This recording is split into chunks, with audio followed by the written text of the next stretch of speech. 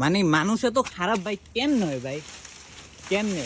এই যে দেখেন, এই কার্টুনটার মধ্যে বিড়ালটা আটকে রাখছে আর লেখা রাখছে কি, এই যে বাবা ওরা ওর আগে বের করতে ধরা ভাই। মানে মানুষ এত খারাপ কেমন হয় ভাই? দেখেন এই জায়গাটার মধ্যে মানে কি লেখা রাখছো, না আমার ইলিশ মাছ খেয়ে ফেলছে তাই ওরে এই শাস্তি দিলাম, পরবর্তীতে যদি এরকম ভুল করে তাহলে তোকে কঠিন শাস্তি দেওয়া হবে, এমন একটা কথা লেখা রাখছে। মূলত কাহিনীটা হইতাছে যে এই বিড়ালটা একটা ভাইয়ের বিড়াল, তো ওই বিড়ালটা কি হয়েছে, ওনার বাসায় চলে আসছে, ঠিক আছে?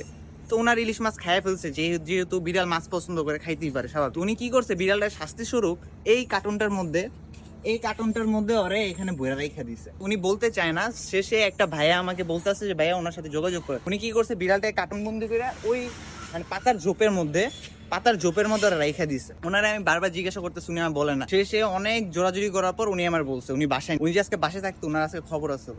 এই বিড়ালটা ভাই কি দোষ করছে ভাই? দেখেন ভাই ওর চোখের মধ্যে কি ভয় কাজ করতেছে।